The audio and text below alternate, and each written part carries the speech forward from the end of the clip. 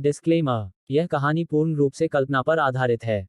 इसमें वर्णित सभी पात्र, घटनाएं और स्थान लेखक की कल्पना के उत्पाद हैं। किसी भी वास्तविक व्यक्ति, जीवित या मृत, या वास्तविक घटनाओं से मेल केवल संयोग हो सकता है। यह सामग्री केवल मनोरंजन के उद्देश्य से प्रस्तुत की गई है। अध्याय 71 तूफान आने वाला है। जियांग बाइवेई को देखकर, जो बहुत खुश थी और उसके प्रस्ताव को स्वीकार कर लिया, ये चेन खुशी से मुस्कुराया। उसने धीरे से फीनिक्स यूनिकॉर्न रिंग को जियांग बाइवेई के बाएं हाथ पर रख दिया। अंततः प्रतिक्रिया करते हुए, सभी ने तुरंत अपने हाथों में पकड़े हुए कंफेटी को गिरा दिया।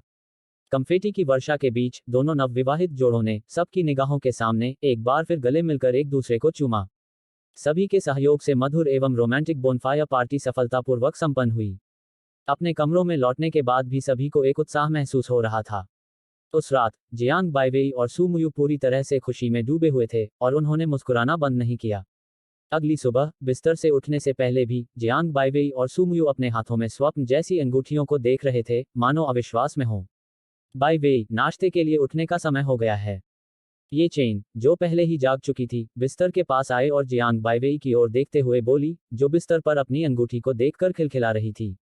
आ रहा। जियांग बाइवेई, ये चेन की निगाहों से थोड़ा लाल हो गया, जल्दी से उठा और नहाया। हालांकि, उसका दिल पहले से ही खुशी से फूला नहीं समा रहा था। यह पहली बार था जब ये चेन ने उसे बाइवेई कहा था, जो स्नेह का एक शब्द है जो केवल निकटतम लोगों के लिए आरक्षित है। ये चेन ने जियांग बाइवेई का हाथ पकड़ा और धीरे धीरे भोजन कक्ष की ओर चला गया, लेकिन खाने की मेज पर माहौल थोड़ा खराब पाया। तो, ये चेन ने उत्सुकता से चेन होंग को देखा और पूछा, बहन चेन, क्या कुछ हुआ है? चेन होंग ने गहरी भौहें चढ़ाते हुए असहाय होकर आह भरी और कहा, कल रात हमारी बोनफायर पार्टी को इस विला के अन्य मालिकों ने फिल्माया था। आपके और माँ चेंगे के नाम का कुछ हिस्सा स्नेहपूर्वक इस्तेमाल किया गया, प्रस्ताव के क्षण भी रिकॉर्ड किए गए। ऐसा कहते हुए, उसने अपना फोन निकाला, उसे ये चेन और जियांग बाइवेई को सौंप दिया, और आगे कहा, आज सुबह सुबह, कई लोगों ने अंदर की कहानी सुनी और स्थिति के बारे में पूछना शुरू कर दिया। कुछ लोगों ने तो सीधे तौर पर पैसे की मांग भी की।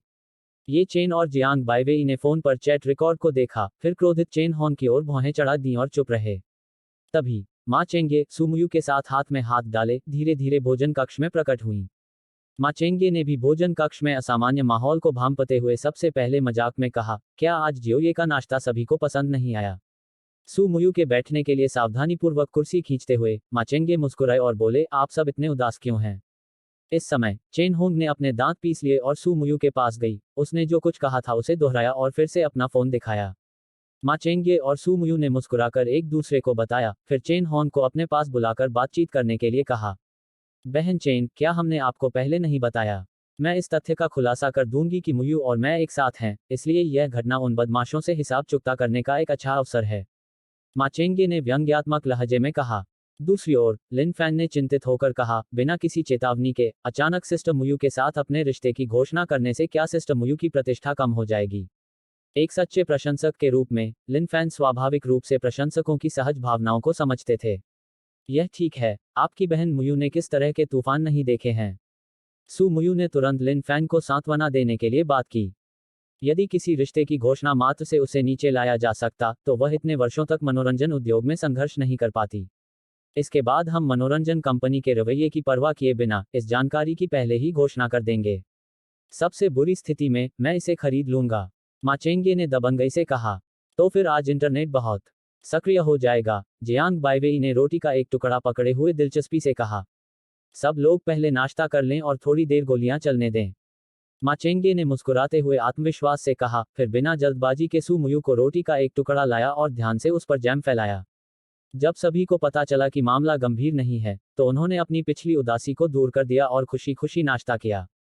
और हर कोई विभिन्न नेटिजन्स की वास्तविक प्रतिक्रियाओं के बारे में अटकलें लगाने लगा। एक सच्चे प्रशंसक के रूप में, मैं सिस्टर मुयू के सभी निर्णयों का समर्थन कर सकता हूँ।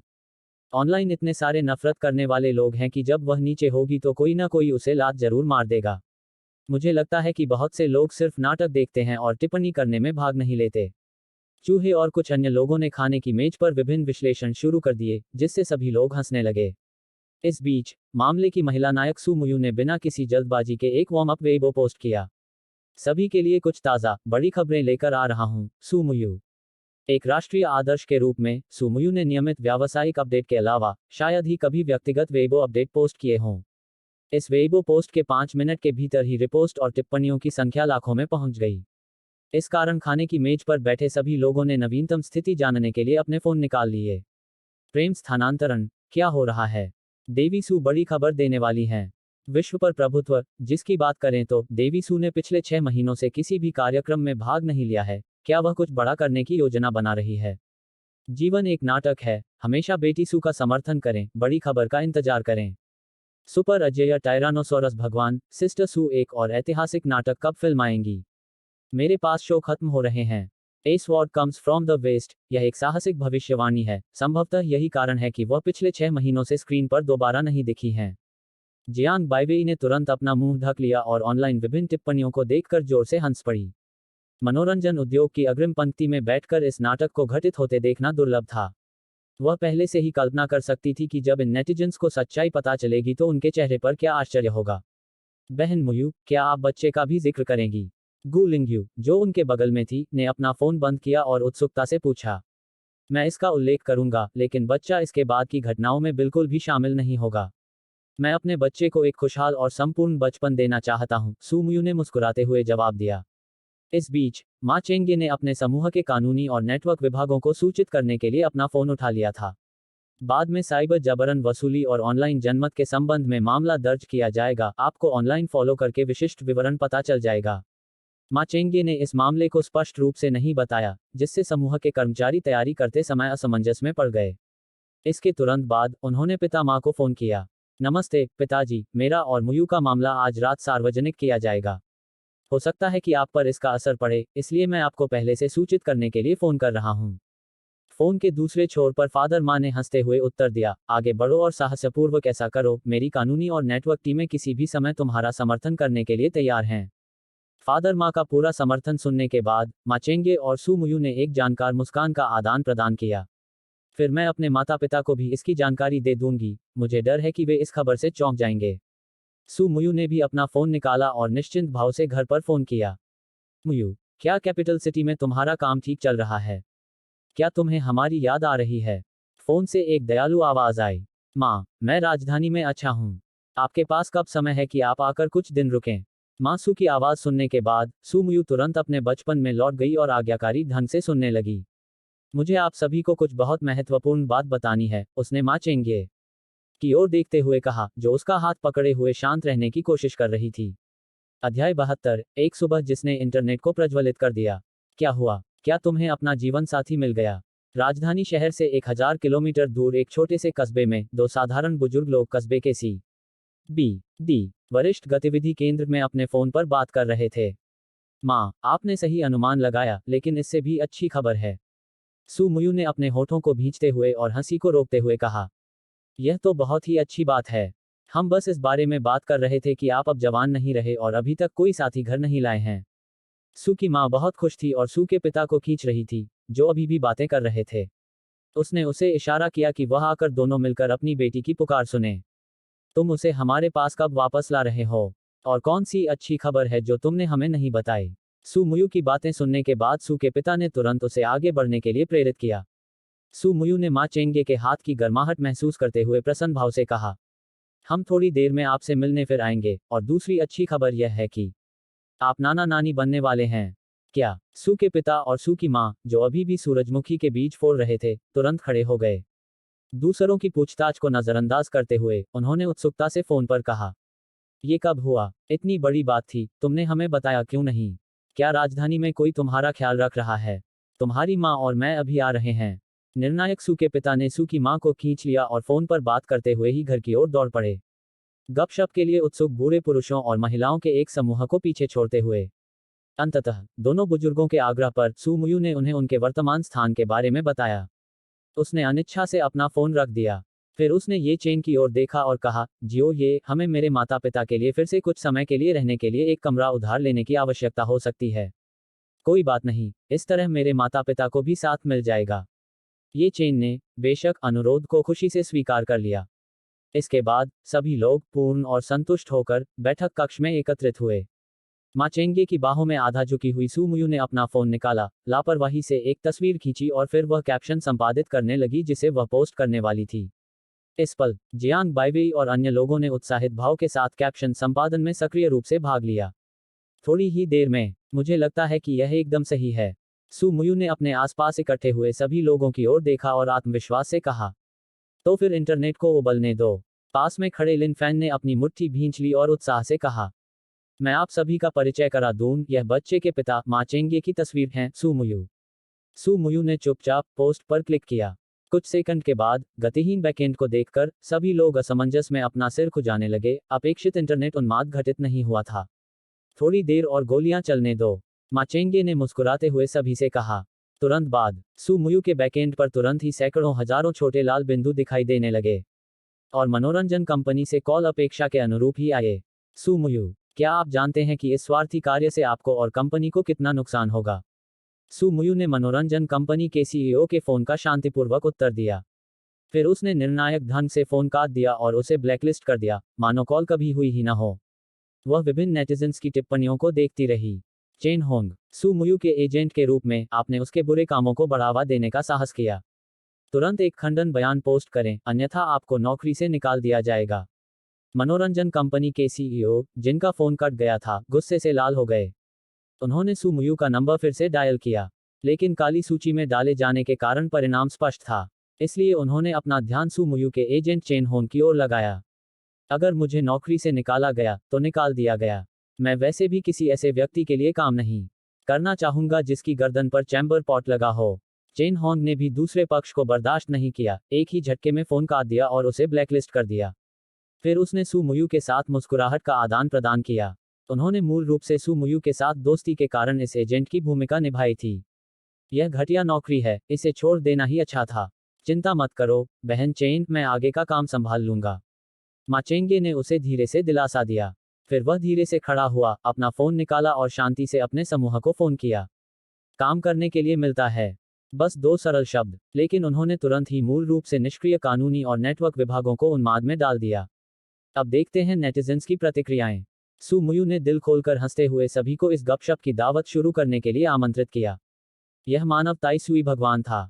मेरी देवी, नहीं। क्या यह आशीर्वाद है या अभिशाप? मैं आज सुबह नहीं उठा, मैं अपना चेहरा धोने जा रहा हूं। आजादी से उड़ते हुए, मुझे पता था कि देवी सू पिछले 6 महीनों से स्क्रीन पर सक्रिय नहीं थी, जरूर कुछ चल रहा था। हास्यपूर्ण चेहरा। जीवन एक सपना है, देवी सू चाहे जो भी निर्णय लें, हम सच्चे प्रशंसक अंत तक उनका समर्थन करेंगे। 3000 फीट बहता पानी, यह आदमी कौन है? देवी से इसका बच्चा कैसे हो सकता है? हैप्पी एवरीडे, रिकॉर्ड चेक किया गया। हालांकि मैं यह स्वीकार नहीं करना चाहता, लेकिन वे वाकई एकदम सही जोड़ी हैं। समुद्र में नौकायन कर्णधार पर निर्भर करता है, तो फिर हमें बताओ, यह आदमी कौन है? हर दिन खुशी, मान लीजिए उसके पिता माहुआतेंग हैं। हास्यपूर्ण चेहरा। अनेक नेटिजन्स, हे भगवान। 10,086। ये नेटिजन्स बहुत दिलचस्प हैं। क्या गपशप में सबसे आगे रहना ऐसा ही लगता है? जियांग बाइवेई ने टिप्पणियां देखीं और जोर से हंस पड़े। अन्य लोग भी नेटिजन्स की टिप्पणियों से खुश हुए और खूब हंसे। ठीक तभी, मेरा नया फोन धीमा क्यों चल रहा है? मैं अब कभी आईफोन नहीं खरीदूंगा। जियांग बाइवेई, जो मूल रूप से टिप्पणियों की जांच जारी रखना चाहती थी, ने पाया कि उनका फोन पिछली स्क्रीन पर अटका हुआ था। मेरे साथ भी ऐसा नहीं होना चाहिए। एक के बाद एक सभी के फोन धीमे पड़ने लगे और वे असमंजस में एक दूसरे की ओर देखने लगे। जियांग बाइवेई का फोन सबसे पहले प्रतिक्रिया देने वाला था। वेइबो होमपेज पर एक बड़ा लाल विस्मयादिबोधक चिन्ह दिखाई दिया। कैप्शन में लिखा था, आज उपयोगकर्ताओं की संख्या में वृद्धि के कारण सर्वर ओवरलोड हो गया है और वर्तमान में आपातकालीन विस्तार किया जा रहा है। हे भगवान, सर्वर क्रैश हो गया। मुझे लगा मेरा फोन खराब हो गया है। यह सही नहीं है। जब मैं फोन की होम स्क्रीन पर वापस जाता हूं तो यह अभी भी क्यों अटका हुआ है? जियांग बाइवेई, जिसने पहले राहत की सांस ली थी, ने देखा कि उसका फोन फिर से धीमा पड़ गया है और उसने असमंजस में पूछा। तुरंत बाद, ये चेन ने धीरे से अपना फोन उठाया। फोन स्क्रीन के शीर्ष पर रंगीन सॉफ्टवेयर नोटिफिकेशन तेजी से पॉप अप हो रहे थे। विषय वस्तु और शीर्षक आश्चर्यजनक रूप से सुसंगत थे। सू मुयू ने खुलासा किया कि उसका एक रहस्यमय आदमी से बच्चा था। हे भगवान, ये सॉफ्टवेयर प्लेटफॉर्म वास्तव में वर्तमान घटनाओं के साथ बने रहते हैं। ये चेन ने तुरंत अपने फोन पर सभी नोटिफिकेशन बंद कर दिए और असहाय होकर कहा, अब से हम बाहर भी एक दूसरे को खुलेआम स्वीकार कर सकेंगे।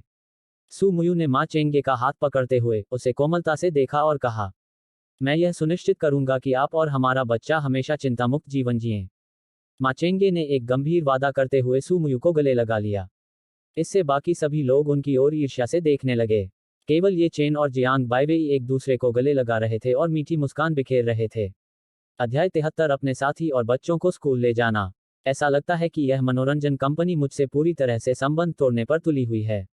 सू मुयू ने अपने फोन की ओर देखा। मनोरंजन कंपनी ने एक वकील के पत्र के साथ एक लेख सीधे ऑनलाइन प्रकाशित किया था। मुख्य सामग्री में कहा गया है, सू मुयू ने कंपनी की छवि और मुनाफे को गंभीर रूप से नुकसान पहुंचाया है और अब उन्हें कंपनी को 500 मिलियन के नुकसान की भरपाई करने की आवश्यकता है। मुयू, वे तो बस जोकरों का एक समूह हैं। उनकी पूरी कंपनी का बाजार मूल्य 1 अरब से भी कम है, फिर वे इतना अधिक मुआवजा मांगने की हिम्मत कैसे कर सकते हैं? मा चेंगे ने धीरे से सू मुयू का हाथ थपथपाया, यह संकेत देते हुए कि वह सब कुछ संभाल लेंगे। इस बीच ये चेन और अन्य लोग वकील के पत्र को विस्फारित आंखों से देखते रहे। इसका मतलब यह था कि सू मुयू अब सचमुच चलता फिरता 500 मिलियन था। बहुत खूब, बहन मुयू, आप उनकी कंपनी के बाजार मूल्य के आधे मूल्य की हैं। जियांग बाइवेई ने सू मुयू को प्रेमपूर्ण भाव से देखते हुए कहा, यह मामला खत्म होने वाला है, मेरे पास इस कंपनी को छोड़ने के बहुत सारे रास्ते हैं। सू मुयू ने शांतिपूर्वक सभी को देखकर मुस्कुराते हुए कहा। तभी सभी लोग अपनी उत्तेजना की स्थिति से बाहर आए। वे सभी अपने फोन उठा रहे थे और देख रहे थे कि अन्य लोग अपने अपने ग्रुप चैट में इस विषय पर चर्चा कर रहे हैं। ये चेन, मेरे नाना ने पूछा कि क्या हमारे पास आज दोपहर उनके घर जाने का समय है। मेरे चाचा ने पहले ही सामान इकट्ठा कर लिया है। जियांग बाइवेई के नाना ने इस समय उसे एक संदेश भेजा था। तो उसने तुरंत ये चेन से पूछा, आज दोपहर को मेरी केवल एक बड़ी वैकल्पिक कक्षा है, आप बच्चों को क्यों नहीं लाते? स्कूल आओ और दोपहर तक रुको। ये चेन ने जियांग बाइवेई की ओर उत्सुकता से देखते हुए कहा, भाभी, आप हमारे स्कूल में आकर थोड़ा मजा कर लीजिए, हम बच्चों की देखभाल में मदद कर सकते हैं। चूहे और आसपास के अन्य लोग तुरंत समझ गए और उन्होंने भी अपनी बात शुरू कर दी। सभी के ईमानदार निमंत्रण को देखकर जियांग बाइवेई ने धीरे से सिर हिलाया और कहा, ठीक है, दोपहर के भोजन के बाद मैं आप सभी के साथ स्कूल वापस जाऊंगा। हुर्रे! जियांग बाइवेई को देखकर तुरंत सहमत हो गए। ये चेन, चूहे और अन्य लोग तुरंत खुश हो गए। तो अब मैं खाना बनाने जाऊंगी, हम सारी सुबह गपशप करते रहे हैं, चलो सबके लिए कुछ बदल देते हैं। ये चेन ने तुरंत संतुष्ट होकर सभी से कहा। पहले से सभी लोग खाने की मेज पर बैठे थे, जो ये चेन द्वारा सावधानीपूर्वक तैयार किए गए स्वादिष्ट भोजन से भरी हुई थी। आइए हम भाई माँ और बहन मुयू के प्यार का जश्न मनाने के लिए अपने गिलास उठाएं। क्योंकि उसे गाड़ी चलानी थी, ये चेन ने एक कप चाय पकड़ी और सभी से कहा। माँ चेंगे और सू मुयू की मुस्कान और चौड़ी हो गई और उन्होंने सभी के साथ गिलास टकराए। इस सुखद वातावरण में दोपहर का भोजन शीघ्र ही समाप्त हो गया।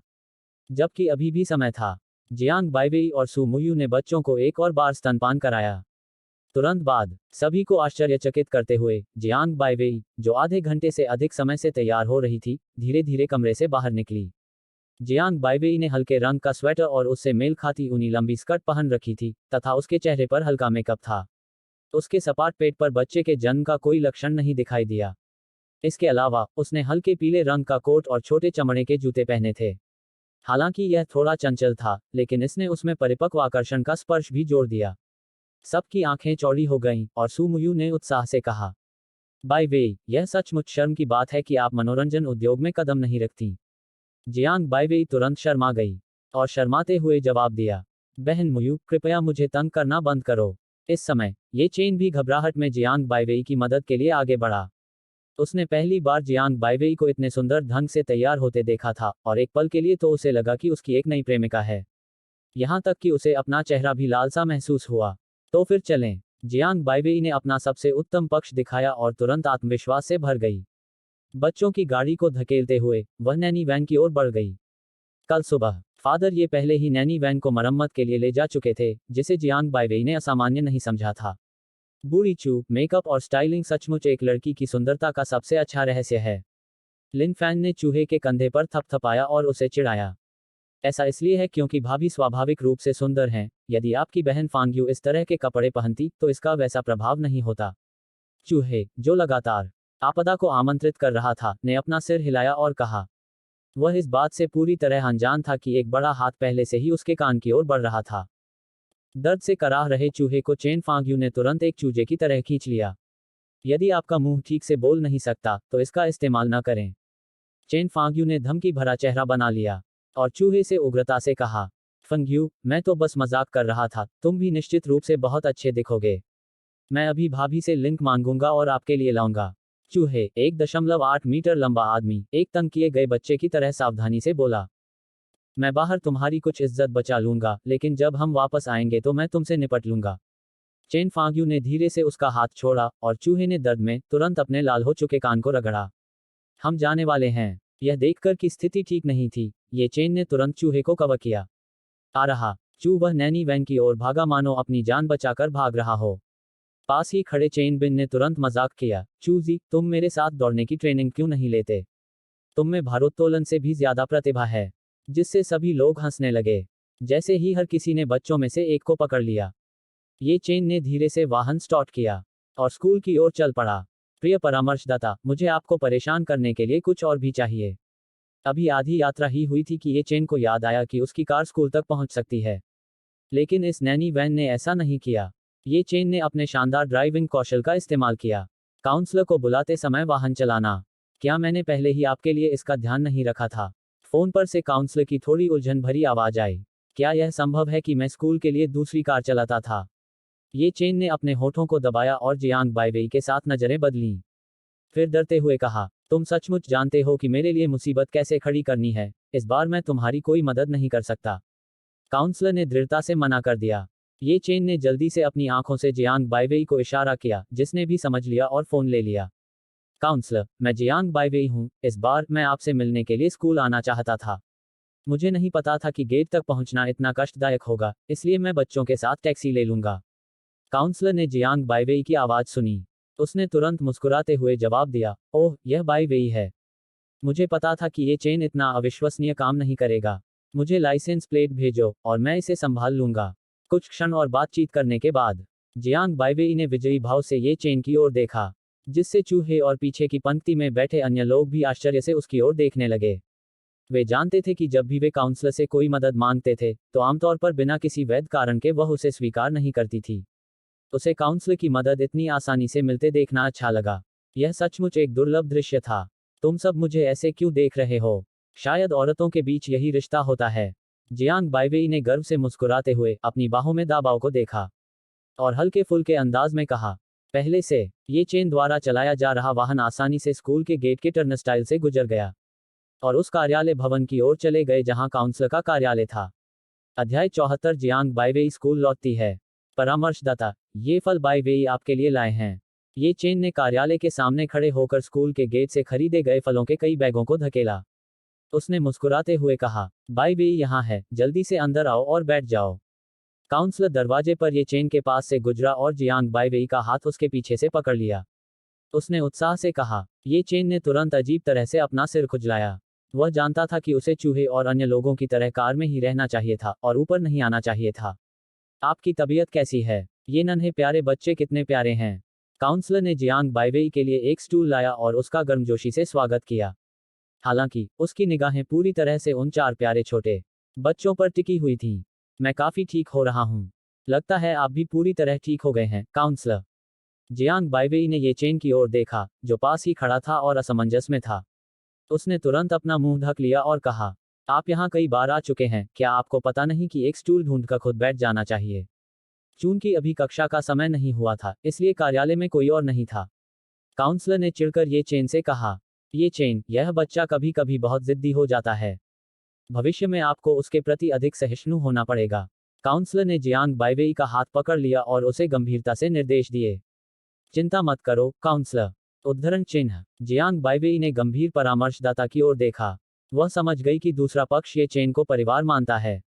जैसे जैसे लिन जिन्हुआ की कक्षा का समय नजदीक आता गया, शिक्षक धीरे धीरे कार्यालय में आ गए। वे सभी उत्सुक निगाहों से जियांग बाइवेई को देख रहे थे, जो किसी सेलिब्रिटी की तरह दिख रहे थे। और वे अभी भी सुबह से सू मुयू के बारे में गपशप कर रहे थे, जिससे ये चेन और जियांग बाइवेई ने अपनी हंसी को रोकने की बहुत कोशिश की। देर हो रही है, ये चेन, अपने दोपहर के व्याख्यान के लिए देर मत करो। काउंसलर ने ये चेन और अन्य लोगों को कार्यालय भवन से विदा करने के बाद कहा। उसने उसे विशेष रूप से निर्देश दिया, फिर मैं तुम्हें वापस कैंपस ले चलूंगा। काउंसलर को विदाई देने के बाद ये चेन लोगों से भरी एक कार चलाकर शिक्षण भवन तक ले गया। धीरे धीरे नैनी वैन से बाहर निकलते हुए चूहे और अन्य लोग सचेत रूप से पीछे खड़े हो गए। तुरंत बाद अनगिनत छात्रों की निगाहों के सामने जियांग बाइवेई ये चेन के साथ हाथ में हाथ डाले चल रही थी। वे शिक्षण भवन की ओर बढ़े। क्या चल रहा है? क्या ये चेन, जो कैंपस का दिल चुराने वाला है, किसी और देवी स्तर की लड़की को डेट कर रहा है? क्या आपने पीछे खड़े लोगों को दो बच्चों की गाड़ियां धकेलते हुए नहीं देखा? ऐसा लगता है कि हमने कुछ अविश्वसनीय देखा है। हे, यह दिलचस्प होने वाला है। ये चेन और अन्य लोग धीरे धीरे छात्रों के बीच से गुजरे, जियांग बाइवेई का दिव्य चेहरा। यहाँ तक कि सिंघुआ विश्वविद्यालय में भी, जहाँ औसत उपस्थिति अपेक्षाकृत अधिक है, वह निश्चित रूप से एक देवी थी। इससे जियांग बाइवेई के पास से गुजर रहे छात्रों को सांस लेने की भी हिम्मत नहीं हुई। ठीक तभी वांग सीयू प्रशिक्षक हुआन का हाथ पकड़े हुए थे, जिन्हें अभी अभी अस्पताल से छुट्टी मिली थी। वह प्यार से मुंह बना रही थी और उससे कक्षा में साथ चलने के लिए कह रही थी। कृपया बड़े भाई, बस एक कक्षा के लिए मेरे साथ आइए। प्रशिक्षक हुआंग ने वांग सीयू की ओर देखा, जो उनसे विनती कर रहा था, और तुरंत खुशी से सहमत हो गया। उसे सहमत देखकर वांग सीयू ने तुरंत खुशी खुशी वह नवीनतम डिजाइनर बैग ले लिया जो उसने उसे दिया था। आत्मविश्वास से भरी हुई वह शिक्षण भवन की ओर चली गई। आगे कुछ हो रहा है क्या? इतने सारे लोग क्यों इकट्ठे हुए हैं? प्रशिक्षक हुआंग ने शिक्षण भवन के प्रवेश द्वार पर असामान्य स्थिति को सबसे पहले देखा। उसने उत्सुकता से पूछा, हो सकता है कि यह कक्षा का व्यस्ततम समय हो और कोई गिर गया हो? वांग सीयू ने इसे खारिज कर दिया। प्रशिक्षक हुआंग का हाथ आगे खींचना जारी रखा। तुरंत बाद सड़क किनारे खड़े छात्र वांग सीयू को अजीब निगाहों से देखने लगे। इस समय वांग सीयू मन ही मन खुश हो रही थी। तुमने कभी इतने सारे विलासिता के सामान नहीं देखे हैं, है ना? उसके बगल में प्रशिक्षक हुआंग ने भी स्पष्ट रूप से सोचा। सभी छात्र वांग सीयू को अपने बगल में देखकर हैरान रह गए। इसलिए उन्होंने अपनी छाती फुला ली, सिर उठाया और विभिन्न छात्रों की ओर देखकर मुस्कुराए तथा सिर हिलाया। और उसके बगल में वांग सीयू एक गर्वित मोर की तरह था। वह अपना सिर ऊंचा करके सब कुछ नीचे देख रही थी। सीयू, क्या तुमने अभी अभी यह देखा? उसी लेखा विभाग के एक सहपाठी ने संकोच से पूछा। स्कूल में कोई खबर है क्या? मैंने तो कुछ नहीं देखा, वांग सीयू ने उत्सुकता से उत्तर दिया। तो कोई बात नहीं, आने वाले लेक्चर के लिए तुम्हें मानसिक रूप से तैयार रहना होगा।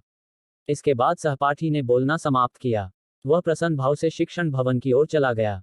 वांग सीयू, जो अनजान था, ने तुरंत दूसरे पक्ष के शब्दों को गंभीरता से नहीं लिया। वह अकेले ही शिक्षण भवन में चली गई। और इस समय शिक्षण भवन का अवरुद्ध प्रवेश द्वार भी सामान्य हो गया था। लेकिन वांग सीयू ने दूर से एक आदमी को देखा जो ये चेन जैसा दिखता था, एक महिला को खींचकर दूसरी मंजिल पर जा रहा था। ये चेन जैसा बेचारा हारने वाला, मैं शायद अंधा रहा हूंगा अगर मैंने उसे पहले पसंद किया था। इतने कम समय में उसके लिए साथी ढूंढना असंभव है। वांग सीयू ने तुरंत अपना सिर हिलाकर इस अटकल को नकार दिया। फिर उसने व्यंग्य करते हुए कहा, आह! इस समय प्रशिक्षक हुआंग, ये चेन का नाम सुनकर तुरंत ही कुछ तनाव प्रतिक्रिया हुई। घबराहट में उसने वांग सीयू का हाथ कसकर पकड़ लिया, फिर जल्दी से शांत हो गया। सीयू, माफ करना, मैं अभी सोच में डूबा हुआ था। क्या तुम ठीक हो? प्रशिक्षक हुआंग की ओर देखते हुए, जो उसके बारे में चिंतित थे। वांग सीयू की सिकुड़ी हुई भौहें तुरंत ढीली पड़ गईं। वह मुस्कुराई और बोली, मैं ठीक हूं। हालांकि अपने दिल में उसने पहले ही दूसरे व्यक्ति को बुरी तरह से कोस लिया था। अधिक लंबे समय बाद तक नहीं। वांग सीयू ने प्रशिक्षक हुआंग को खींचा और उनकी बड़ी कक्षा में पहुंचे। वह उत्सुकता से गलियारे में खड़े छात्रों को कभी कभी अंदर झांकते हुए देखती थी। इसलिए उसने एक पुरुष छात्र के कंधे पर थपथपाया और पूछा, माफ करना, सहपाठी, क्या मैं पूछ सकता हूं कि क्या अंदर कुछ हो रहा है? उस पुरुष छात्र ने अधीरता से अपना सिर घुमाया, लेकिन देखने के बाद पता चला कि वह वांग सीयू था। उसके चेहरे पर तुरंत ही अमीरी का भाव आ गया। उसने कोई जवाब नहीं दिया और अंततः वांग सीयू को एक रहस्यमयी मुस्कान दी।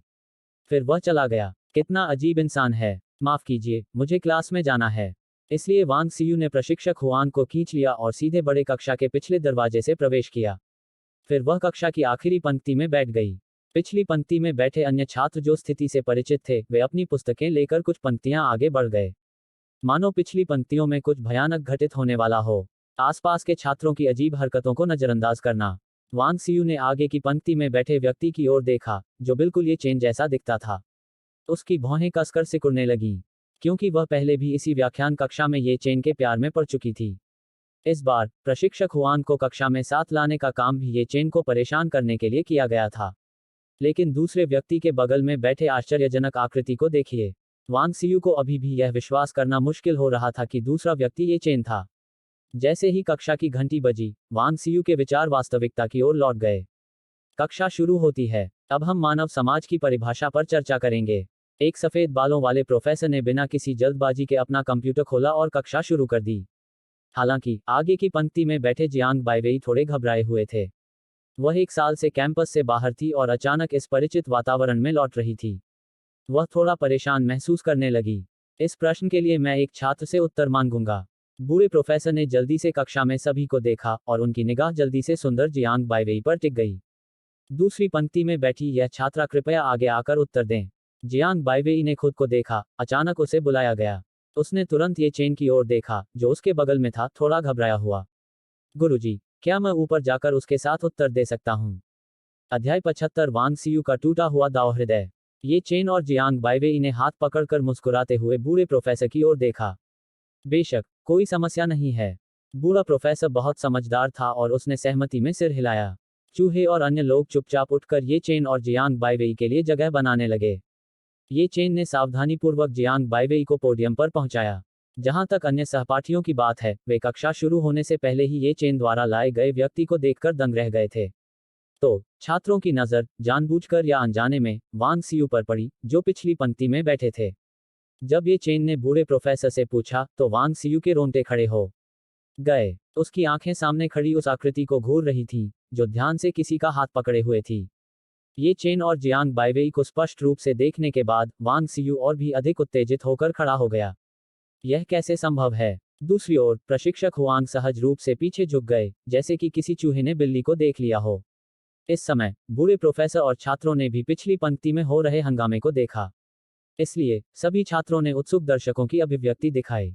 सहपाठी, क्या तुम भी ऊपर आकर एक प्रश्न का उत्तर देना चाहते हो? बूढ़े प्रोफेसर ने बिना कुछ समझे उत्सुकता से पूछा। नहीं गुरुजी, मैं बैठे बैठे थक गया हूँ, मैं थोड़ा खिंचाव करने के लिए खड़ा हूँ, वांग सीयू ने घबराकर उत्तर दिया। इस समय जियांग बाइवेई ने यह भी देखा कि पिछली पंक्ति में बैठी महिला सहपाठी को उससे बहुत समस्या थी। तो उसने हैरान होकर अपने बगल में ये चेन को देखा। ये चेन ने मुस्कुराते हुए बूढ़े प्रोफेसर के सवालों का एक एक करके जवाब दिया। इसके बाद उन्होंने जियांग बाइवेई को ऐसी नज़र से देखा जैसे कह रहे हों, मैं बाद में समझाऊंगा, और उसे वापस अपनी सीटों पर ले गए। इन दोनों सहपाठियों ने जो कहा वह बहुत अच्छा है। मानव समाज इस तरह का है, इसका कारण। मंच पर बैठे बूढ़े प्रोफेसर ने संतुष्टि के साथ ये चेन और जियांग बाइवेई की ओर सिर हिलाया, फिर बाकी बातें जारी रखीं। बाइवेई, पिछली पंक्ति में बैठी वह सहपाठी, वह मेरी पूर्व प्रेमिका है, ये चेन ने जियांग बाइवेई से असहज महसूस करते हुए कहा। मुझे अनुमान लगाने की आवश्यकता नहीं थी, मुझे पहले से ही इसका आभास था, जियांग बाइवेई ने मुझे पता था वाले भाव के साथ कहा, फिर ये चेन को दिलासा देते हुए कहा। जो बीत गया सो बीत गया। मुझे इस सहपाठी का बहुत बहुत धन्यवाद करना चाहिए, वरना मैं इतने अद्भुत व्यक्ति से कैसे मिल पाता। यह सुनने के बाद कि जियांग बाइवेई ने गुस्से का कोई संकेत नहीं दिखाया, ये चेन ने तुरंत राहत की सांस ली। उसने जल्दी से जियांग बाइवेई की समझदारी की प्रशंसा की, जबकि चूहे और आसपास के अन्य लोगों ने जोर से सांस लेने की भी हिम्मत नहीं की। वांग सीयू, जो वहां खड़े थे, ने देखा कि ये चेन और जियांग बाइवेई आगे की पंक्ति में फुसफुसा रहे थे। उसकी आंखें क्रोध की ज्वाला से भरी हुई थीं। यह एक विकृत मनोविज्ञान की तरह था जिसमें किसी खिलौने को पसंद न करना तथा किसी अन्य को उसे छूने की अनुमति न देना शामिल था। आसपास के सहपाठियों की उत्सुक निगाहों को महसूस करते हुए अपनी प्रतिष्ठा की परवाह करने वाली वांग सीयू गर्म तवे पर चींटी की तरह चिंतित थी। सीयू, मुझे भी यह क्लास समझ नहीं आ रही, क्यों ना हम पहले ही निकल जाएं? प्रशिक्षक हुआंग, ये चेन द्वारा एक ही लात से गिरा दिए जाने के बाद उसके दिल में एक गहरी मनोवैज्ञानिक छाया रह गई थी। इसलिए वह जल्दी से उस जगह से भाग जाना चाहता था जहां ये चेन था। भाई, बस इस कक्षा के लिए मेरे साथ रहो, वांग सीयू ने गुस्से में अपने दांत पीसते हुए अपने बगल में काया प्रशिक्षक हुआंग को देखा। लेकिन फिर भी उसने अपना गुस्सा दबाया और उससे विनती की। ठीक है। प्रशिक्षक हुआंग की नज़र ये चेन की ओर गई और उसने घबराहट में अनिच्छा से सहमति जताते हुए अपना मुंह बंद कर लिया। घंटी बजने के साथ ही बड़ी कक्षा शीघ्र समाप्त हो गई। वांग सीयू, जिसने कक्षा का एक भी शब्द नहीं सुना था, पूरी तरह से अपनी उग्र आंतरिक दुनिया में डूबी हुई थी। तभी जियांग बाइवेई धीरे धीरे अपनी सीट से उठी, उसके चमड़े के जूते कक्षा के फर्श पर टकरा रहे थे, और वह कदम दर कदम वांग सीयू की ओर चल पड़ी। नमस्ते सहपाठी, मैं आपको धन्यवाद देने आई हूँ। जियांग बाइवेई की मधुर आवाज वांग सीयू के पास गूंजी, जिसने तुरंत उसके विचारों को वास्तविकता में वापस खींच लिया। हे, तुम्हें मुझे धन्यवाद देने की जरूरत नहीं है, यह सिर्फ कचरा है जो मैंने तुम्हारे लिए फेंक दिया है, वांग सीयू ने मजाक उड़ाते हुए कहा। उसकी ईर्ष्या अपने चरम पर पहुंच गई जब उसने जियांग बाइवेई के सुंदर चेहरे को देखा। जियांग बाइवेई केवल हल्के से मुस्कुराया, उसकी बातों से बिल्कुल भी प्रभावित नहीं हुआ। इस समय ये चेन ने भौहें चढ़ाई और घृणा भरे भाव से वांग सीयू को देखते हुए कहा, मैं कचरा नहीं हूं। पहले तुम्हारे लिए मेरी जो भावनाएं थीं, वो बकवास थीं। यह सुनते ही वांग सीयू तुरंत उठ खड़ा हुआ और गुस्से में मेज पर जोर से पटकने लगा। तुम बेचारे हारे हुए आदमी, क्या तुम जानते हो कि विलासिता की वस्तुएं क्या होती हैं? क्या आप जानते हैं कि इसका क्या अर्थ है कि भौतिक चीजें जीवन को निर्धारित करती हैं? उन्मादी वांग सीयू को देखकर ये चेन और जियांग बाइवेई दोनों ने निराशा में अपना सिर हिलाया। उन्होंने शुरू में सोचा था कि उनके बीच सच्ची भावनाएं हैं। अंततः वह उसके जीवन में मात्र एक साधन मात्र रह गया। तुम कुछ कहती क्यों नहीं? वांग सीयू, पूरी तरह से पागल, अपने बगल में डरपोक प्रशिक्षक हुआंग को घूर रही थी। प्रशिक्षक हुआंग ये चेन की नजरों से नजरें मिलाने की हिम्मत न जुटा पाए और वांग सीयू का हाथ खींचकर जाने लगे। तुम इतने काहे क्यों हो? वह तो बस एक हारा हुआ इंसान है जिसे आसानी से बहकाया जा सकता है। तुम इतना डरते क्यों हो? वांग सीयू ने गुस्से से प्रशिक्षक हुआंग का हाथ झटक दिया और सीधे जियांग बाइवेई के सामने चला गया। ये चेन जल्दी से उनके बीच आ गई, लेकिन जियांग बाइवेई ने ये चेन का हाथ खींच लिया, यह संकेत देते हुए कि वह इसे स्वयं संभाल सकती है। फिर ये चेन के पास से आगे बढ़ते हुए उसने सीधे वांग सीयू का सामना किया और कहा, आपने कहा था कि ये चेन एक असफल व्यक्ति है जिसे आसानी से हेरफेर किया जा सकता है। तो फिर क्या आप जानते हैं कि उसका आर्थिक दिमाग कितना अच्छा है और वह अपने जीवन के लिए कितनी मेहनत करता है? क्या आप जानते हैं कि वह साहसी होने के साथ साथ सतर्क भी है और किसी भी काम को करने में सक्षम है? पूरी तरह से पागल वांग सीयू की तुलना में जियांग बाइवेई बहुत शांत और संयमित था। उसके द्वारा बोले गए प्रत्येक शब्द ने वांग सीयू के दिल को गहराई से छुआ। असंभव, वह बस एक हारा हुआ व्यक्ति है, एक बेचारा हारा हुआ व्यक्ति जिसके पास कुछ भी नहीं है। वांग सीयू ने घबराहट में ये चेन को देखा और खंडन करने का कोई कारण ढूंढने की कोशिश कर रहा था। लेकिन अपने बीते पलों को याद करते हुए उसे एहसास हुआ कि ये चेन ने वह सब कुछ किया था जो एक आदर्श प्रेमी को करना चाहिए। इस क्षण ऐसा लगा जैसे उसने अपनी सारी शक्ति खो दी हो और वह जमीन पर गिर पड़ी। यह देखकर प्रशिक्षक हुआंग ने घबराए हुए वांग सीयू को जल्दी से उठाया और जियांग बाइवेई और छात्रों की पूरी कक्षा की निगाहों के सामने बिजली की गति से वहां से भाग गए। किसने कहा कि ये चेन बुरा है? मेरा ये चेन सबसे अच्छा है। जियांग बाइवेई ने कोमल भाव से ये चेन को देखा और फुसफुसाया। ये चेन ने भी प्यार से जियांग बाइवेई के बालों को सहलाया। चूंकि सभी लोग यहाँ हैं, इसलिए मैं बाइवेई और अपनी शादी की कैंडी सभी को जल्दी दे दूंगी। क्लास मॉनिटर, इस बार इन्हें फिर से बांटने के लिए मुझे आपकी मदद की जरूरत होगी। ये चेन ने तब चूहे को, जो अभी भी अपनी सीट पर था, इशारा किया कि वह पहले से तैयार की गई शादी की कैंडीज निकाल ले। ताली, ताली, ताली। कक्षा में तुरंत ही उत्साहपूर्ण तालियों की गड़गड़ाहट गूंज उठी। ये चेन, तुम्हें सचमुच उसके जैसी ग्रीन टी वाली के मुंह पर इसी तरह थप्पड़ मारना चाहिए।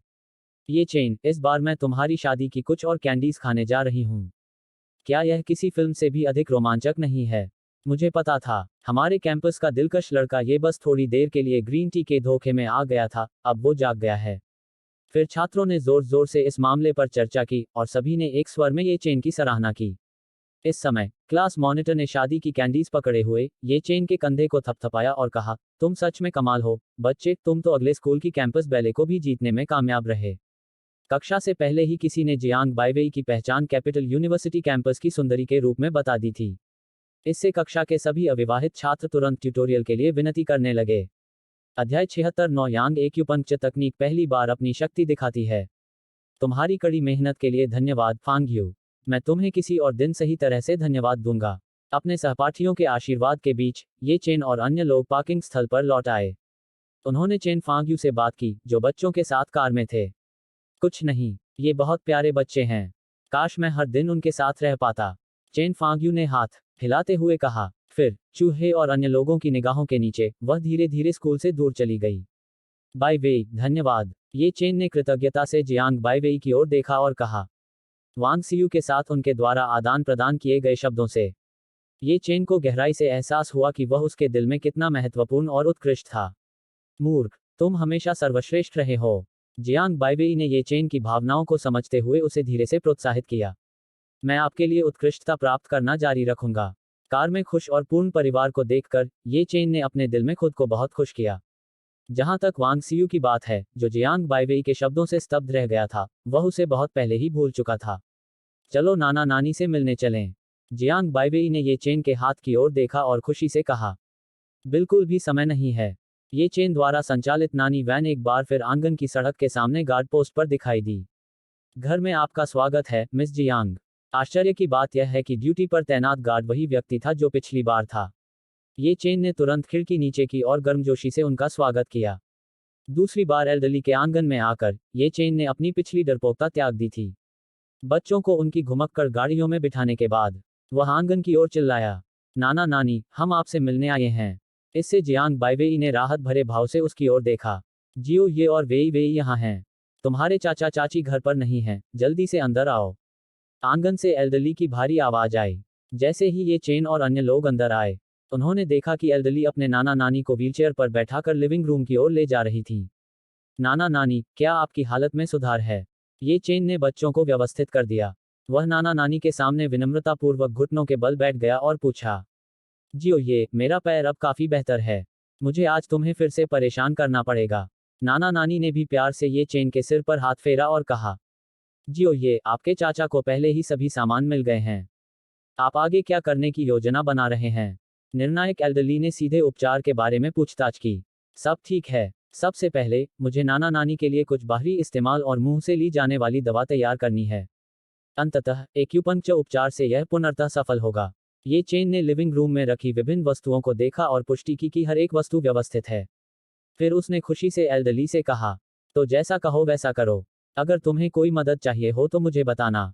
यह सुनकर एल्डरली बहुत खुश हुए। बाय वे, तुम अभी यहीं रहो और नाना नानी का साथ दो। ऐसा कहकर ये चेन सामान को दवा कक्ष की ओर ले गया। बैग में लिपटी विभिन्न कीमती औषधीय जड़ी बूटियों को देखकर ये चेन ने थोड़ी घबराहट के साथ उन्हें संसाधित करना शुरू कर दिया। आखिरकार, यह पारंपरिक चीनी चिकित्सा में उनका पहला प्रयास था। सुरक्षित रहना। उन्होंने विशेष रूप से 2 सेट सामग्री की मांग की थी, ताकि गलती की गुंजाइश बनी रहे। तो फिर शुरू करते हैं।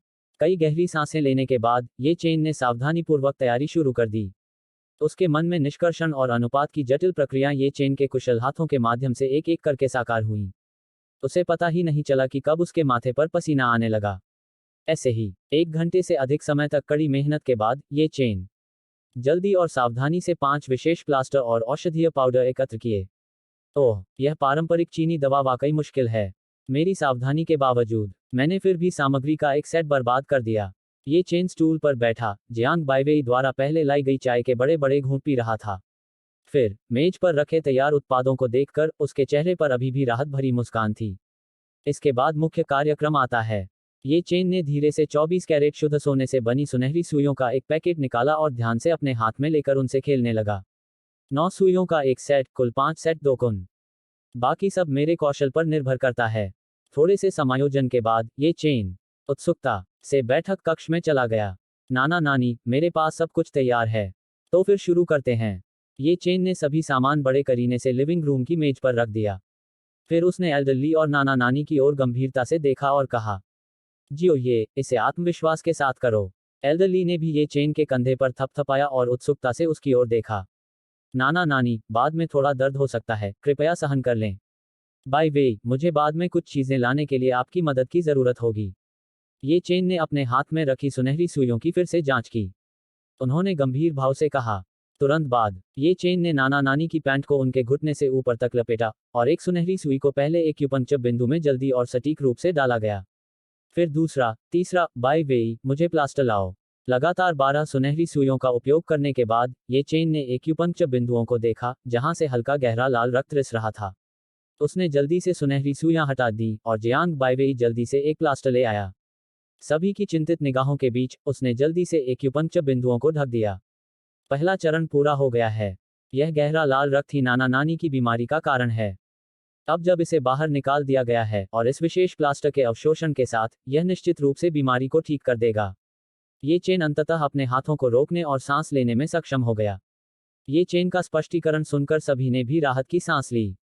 बूढ़ी बीवी, क्या तुम्हारे पैर में कोई तकलीफ है? एल्डरली मुस्कुराए और ये चेन की ओर सिर हिलाया, फिर चिंता से नाना नानी की ओर देखा। पहले तो थोड़ा दर्द हुआ, लेकिन अब मेरे पैर के निचले हिस्से में झुनझुनी और सुन्नापन महसूस हो रहा है। यह बहुत आरामदायक है। नाना नानी ने उसके पैर में आए बदलावों को ध्यान से महसूस करने के बाद आश्चर्य से कहा, यह अच्छी बात है कि यह कारगर है। जियाओ ये, तुम सचमुच हमारे लिए भाग्यशाली हो। एल्डरली ने सुधार के बारे में सुनकर उत्साह से ये चेन का हाथ पकड़ लिया और कहा, यह अच्छी बात है कि यह प्रभावी है, इससे साबित होता है कि मैंने जो सीखा है वह काफी कुशल है। ये चेन ने अपना सिर खुजाते हुए शर्माते हुए कहा, नाना नानी, अभी 2 चरण और बाकी हैं, यह जल्द ही पूरा हो जाएगा। फिर ये चेन ने नए जोश के साथ पिछले काम को दोहराना जारी रखा, जब तक कि नाना नानी के पैरों पर लगे सभी 5 विशेष प्लास्टर पूरी तरह से ढक नहीं गए। तभी ये चेन अपनी कड़ी कमर को सहारा देते हुए धीरे धीरे खड़ा हुआ। नाना नानी, ये प्लास्टर 3 दिन बाद हटा देना चाहिए। हम उस दिन फिर आएंगे। उन औषधीय चूर्णों को भी प्रतिदिन लेना पड़ता है और इस अवधि के दौरान आपको व्हीलचेयर पर ही रहना पड़ता है। ये चेन ने धैर्यपूर्वक आगे के काम के बारे में बताया। चिंता मत करो, जियो, ये हम सब कुछ वैसा ही करेंगे जैसा तुम कहोगे। एल्डरली ने नाना नानी का हाथ पकड़ते हुए प्रसन्नता से कहा, क्योंकि उसने पहले ही अपने नाना नानी से सुना था कि उसके पैर में काफी सुधार हुआ है। जियो, ये आपका बहुत बहुत धन्यवाद। जाने से पहले आज रात का खाना खा लेना। नाना नानी ने कृतज्ञता भरे भाव से ये चेन का हाथ पकड़ते हुए कहा। तो फिर हम विनम्रतापूर्वक आपके इस दयालु प्रस्ताव को स्वीकार करेंगे। ये चेन ने नाना नानी के अनुरोध पर मुस्कुराकर जवाब दिया। जिस बात ने उसे और भी अधिक प्रसन्न किया, वह थी उसके दिमाग में सिस्टम की ध्वनि। डिंग, रेंच का नवीनीकरण पूरा हो गया है। कृपया समय पर आकर देखें। अध्याय 77, दादी का सफलतापूर्वक इलाज, फिर गेम स्ट्रीमर के लिए यातना का एक और दौर। आइए हम इस सफल उपचार के लिए अपने गिलास उठाएं। निजी भोजन कक्ष में एल्डरली ने मुस्कुराते हुए अपना चाय का कप उठाया। उसने प्रसन्नतापूर्वक कहा, ऐसा तब हुआ जब ये चेन ने बार बार मना कर दिया था, इसलिए उन्होंने शराब की जगह चाय पर स्विच कर दिया। अन्यथा वह चिंतित था। नैनी वैन को पुनः मरम्मत की दुकान में ले जाना पड़ेगा। जियो, ये क्या तुम्हारे माता पिता ने अपनी यात्रा की कोई तारीख तय कर ली है? नाना नानी ने ये चेन की ओर देखते हुए विनम्रता से पूछा। नाना नानी, हमने शायद छोटे नए साल की तारीख तय कर ली है। ये चेन ने जियांग बाइवेई की ओर देखा, जो थोड़ा शर्मा रही थी। उसने खुश होकर कहा, यह अच्छा है, चलो खाना खाते हैं। ये चेन और जियांग बाइवेई, नाना नानी के गर्मजोशी भरे आतिथ्य में, अपना खाना खत्म कर लिया। नैनी वैन उपनगरीय सड़क पर स्थिर गति से चल रही थी। कार के अंदर, ये चेन और जियांग बाइवेई शीतकालीन अवकाश के दौरान विभिन्न स्थानों की यात्रा की योजनाओं पर चर्चा कर रहे थे। बाइवेई, हम विदेश क्यों न चलें? ये चेन ने उत्साहित होकर कहा। यद्यपि वह कभी विदेश नहीं गया था, फिर भी विदेशी दृश्यों के प्रति उसकी जिज्ञासा बनी रहती थी। शायद यह काम ना करे। मेरे माता पिता की वजह से मेरे लिए विदेश जाने की प्रक्रिया थोड़ी जटिल होगी। जियांग बाइवेई ने असहायता से अपना सिर हिलाया और कहा, तो ठीक है, हम फलों की आज़ादी पाने के लिए क्योंग द्वीप चलेंगे, जहां साल भर बसंत रहता है। ये चेन तुरंत समझ गया और सांत्वना देते हुए बोला, तो फिर चलिए, हम अपना पहला पड़ाव क्योंग द्वीप को बनाते हैं। जियांग बाइवेई ने भी उत्साहपूर्वक जवाब दिया। बचपन से ही कैपिटल सिटी में रहने के कारण वह कभी दक्षिण की ओर नहीं गई थी। वह देखना चाहती थी कि दक्षिणी समुद्र उत्तरी समुद्र से किस प्रकार भिन्न है। थोड़ी ही देर में, ये चेन ने कार को विला के बगल में स्थिर रूप से पार्क किया। राजधानी में शरद ऋतु के आगमन के साथ ही रात का तापमान बहुत कम हो गया। इससे सभी लोग पहली मंजिल पर स्थित लिविंग रूम में एकत्रित हो गए और सुमुयू के बारे में ऑनलाइन चर्चा जारी रही। हम वापस आ गए। जियांग बाइवेई के पीछे बच्चों के साथ ये चेन ने खुशी से कहा। बाइवेई, इधर आओ, मैं तुम्हें कुछ अद्भुत दिखाता हूँ। सुमुयू ने तुरंत उसे बैठने के लिए बुलाया। जियांग बाइवेई उत्सुकता भरी निगाहों से उसकी ओर बढ़ी। दादा, मैं राजा उच्च रैंक वाला खिलाड़ी तक पहुंच गया हूं। सुमुयू ने अपना फोन उठाया और जियांग बाइवेई की ओर हिलाते हुए दिखावा किया। उफ, तुम चुपके से मेरे बिना ही रैंकिंग बढ़ा रहे हो, है ना? मैं भी खेलना चाहता हूं। जियांग बाइवेई ने तुरंत चीख कर कहा, फिर अपना फोन निकाला और सुमुयू और अन्य लोगों को टीम का निमंत्रण भेजा। बाइवेई, पहले तुम लोग खेलो, मैं बच्चों का निपटारा कर दूंगा। ये चेन ने जियांग बाइवेई की ओर देखा, जो एक बच्चे की तरह था, और स्नेह भरे भाव से कहा, जियो चेन, बच्चों को हम संभाल लें। तुम अभी अभी लौटे हो, इसलिए आराम करो। ये के पिता और माता ने उसके हाथ से घुमक कर ले लिया और कहा, भाई माँ कहाँ हैं? ये चेन ने जियांग बाइवेई और अन्य लोगों की ओर देखते हुए उत्सुकता से पूछा, जिन्होंने पहले ही खेलना शुरू कर दिया था। तुम्हारे भाई माँ फिर से कंपनी में काम निपटाने चले गए, वरना मैं पूरी दोपहर गेम नहीं खेल पाता। सुमुयू ने असहाय होकर आह भरी। ओह जियाओ, ये मेरे माता पिता कल सुबह यहाँ होंगे। तो फिर कृपया 2 अतिरिक्त नाश्ते बनाए। सुमुयू ने मुस्कुराते हुए ये चेन से कहा, फिर जल्दी से खुद को फिर से खेल में डुबो दिया। ये चेन ने धीरे से उत्तर दिया। फिर उन्होंने फुर्सत के इस दुर्लभ क्षण का आनंद लिया। तुरंत बाद, जियांग बाइवेई और अन्य खिलाड़ियों ने गहन खेल संचार शुरू किया, जिसमें एक राजा उच्च रैंक वाले खिलाड़ी मैच की उच्च तीव्रता दिखाई दी।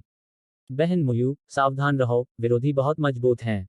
हमारा जंगलर कौन है? वे वॉइस चैट का इस्तेमाल क्यों नहीं कर रहे हैं? वह आपके भाई माँ के अधीन एक गेमिंग क्लब का पेशेवर खिलाड़ी है। वरना, आपको क्या लगता है कि मैं राजा उच्च रैंक वाला खिलाड़ी तक कैसे पहुंचा?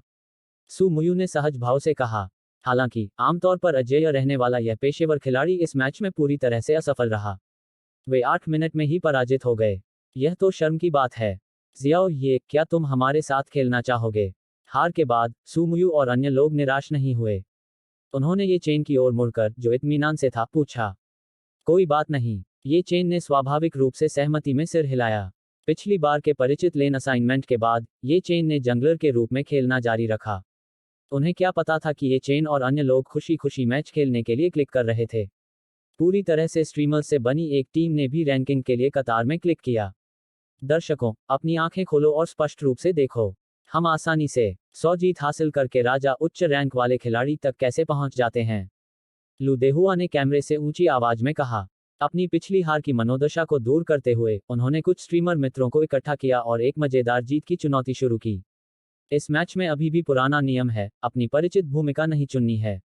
लू देहुआ ने अपने लाइव स्ट्रीम में बहुत ही प्रभावशाली ढंग से बातचीत की। बिना किसी हिचकिचाहट के उन्होंने के वेंजी को समर्थन के लिए चुना।